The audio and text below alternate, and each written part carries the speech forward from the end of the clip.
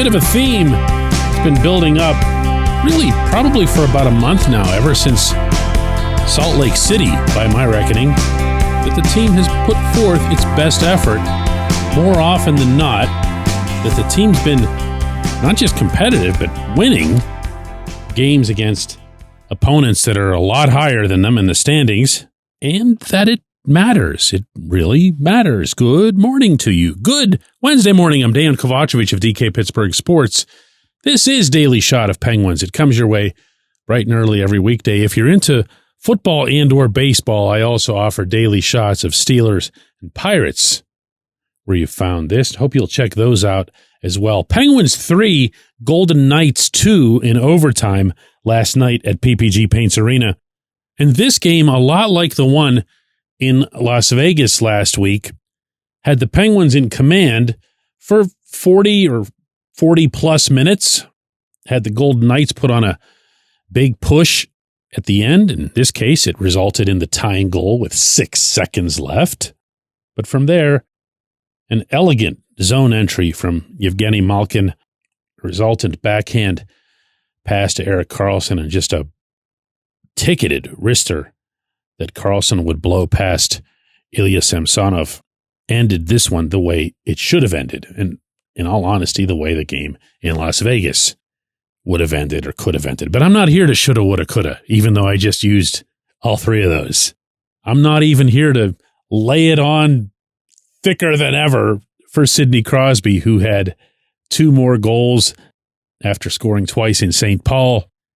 I'm here to talk about the thing that none of us could have imagined we'd be talking about. That's Tristan Jarry. He stopped 35 of 37 shots. He was no less sharp in this game than he was against the Wild, just a little busier. He was dynamic down low, solid up high, beaten only by real live NHL goals.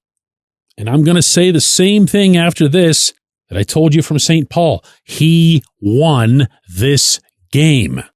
When it was Jarry's turn afterward in the locker room to pass out the victory helmet to someone else, he hands it to Karlsson.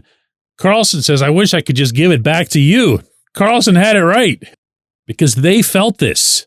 They felt what was happening behind them, same way they did in St. Paul. And they felt it all night long, and they acted like it, and they reacted like it in certain situations, meaning the way they'd handle adversity or an extended shift in their own end. But also, like the other day, I'm not going to take this too far. I'm not going to say, Jarry's back, everybody. Look at this. Yeah, he's going to be the number 1 guy next season, or forget about trading him. He's a bargain, or any other, longer term nonsense here. There are 14 games remaining. The next one is tomorrow night against the Blues. Maybe he'll start. Maybe Alex Nedeljkovic will start. Won't matter all that much either way. Maybe he'll be great. Maybe he won't. Maybe that won't undo what he did in the first 2 games. Maybe it will. I'm not piling on. I'm not adding pressure. I'm just not taking this anywhere meaningful, except for one observation that I really feel compelled to share with you today. And that's this. When I was barking early this season about the Penguins' greatest shortcoming as a group, not picking on a facet, not picking on a position, not picking on a player, I was pointing primarily to the goaltending, not just because it wasn't good enough, but because of the effect that it had clearly on everybody else. We can go horse versus cart on this all day. Which came first? All of the odd man breaks and breakaways and ill-advised pinches and everything else, or the god-awful goaltending. I don't know, meaning I can't be certain, but I can have a viewpoint on this. And my viewpoint was back then, as it is now, that it began with not believing in who's behind you. That is a crippling thing for a hockey team. Any league, any level, anywhere in the world. Partly because it brings you down, but partly because it has you doing things on the ice that you wouldn't normally be doing. So yeah, this game means something. Game in St. Paul meant something. Even if that's only in reminding everyone, from Kyle Dubas on down, how spectacularly and obviously important this position is. And if the only thing that were to come from it, no predictions here, no statements, is that Jarry were to at least get back on his figurative feet, that'd be something unto itself. This was Jarry afterward when asked what the difference is between his work now and his work back in January. Well, it was tough. It was a tough time for me. It was something that I had to work through, and it was something that I needed to look at myself in the mirror and just say I need to have a better game. And I think just going down there, working hard, and kind of working on my game, I think was a big help for me. Obviously, I had a lot of support, so I think that helped a lot. But just coming back here, I wanted to put my best foot forward and show the Penguins I could do it. He didn't have to answer that. And he didn't even have to be rude about it either. He could have just said, hey, that was then, this is now, I'm here now. What do you have to ask me about the game tonight or the game in St. Paul or anything at all related to since I've been back here? He didn't do that. He took the question head on. He even described himself as having looked in the mirror while he was in Wilkes-Barre. But here he is now. He's given up 3 goals in 2 games to 2 Western playoff teams. And he's done so after having given up 13 goals in his final 3 AHL games. And by the way, don't let this get forgotten. He was idle in the American League for 10 full days before playing in St. Paul. So not only was he bad in his final 3 games on the other side of the state, but then he just didn't play at all. When we come back, J1Q.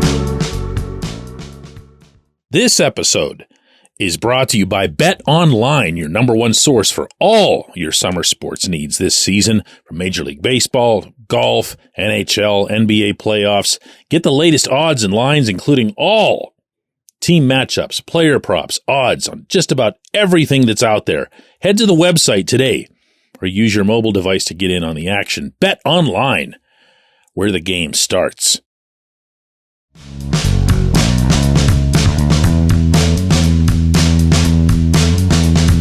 Today's J1Q comes from Blair, who says DK Alexander Ovechkin's just 9 goals away from breaking Wayne Gretzky's all-time record, something I didn't think he could reach years ago. That said, Sidney Crosby's pursuit of breaking Gretzky's 19 straight years of being a point-at-game player not getting enough attention.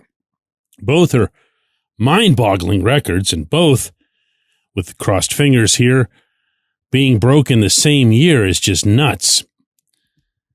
Blair, one of them is just not like the other. And I don't even mean in terms of sitting here and splicing, which one would be more difficult to do, which one makes you a more complete player. This is plain and simple home runs. That's the easiest way to look at this. The ultimate American sporting achievement as an individual over the span of a career, even after Barry Bonds dragged it through the mud, is the home run record. It's been that forever. It was Babe Ruth's, then it was Hank Aaron's, and now, at least in the minds of some, myself included, it's still Aaron's. But I digress. In hockey, it's goals. It's as simple as that. If Sid were chasing Gretzky's actual points record, like the points total, I think you could see something comparable. I still don't think it would touch it. Hockey, at the end of the day, is about putting the puck in the net. And you're never going to have a record that's more transcendent, that's more easily understood by people outside the sport or people who just follow it casually. And if you've got to explain to somebody, well, you don't understand. Sid never had a chance to catch Gretzky's records because of this and that, and because of the work stoppage, and because of the COVID-shortened season, and because of all kinds of other things, because you lose their attention. I probably just lost yours in listing those. Not many will care to hear it. And I'm going to be honest with you here. I don't see, hear, or read many people outside of Pittsburgh talking about this. No one's got a countdown going for it the way there is for Ovechkin right now. He's at 9, by the way. He had 3 assists in the Capitals' win late last night in Anaheim. No goals out of the 7 that Washington scored. So still at 9, still at single digits, though, and still capable of, the way he can score, running into that record any week now. And when he does, or even when he gets close, and Gretzky starts following him around, and every game, every shift, every shot that he takes becomes a spectacle that extends beyond the sport. Yeah, no one's going to be sitting there with a calculator figuring out what Sid's points per game average is for the season. They're just not going to do that. He needs to get to 82. He's now 11 away.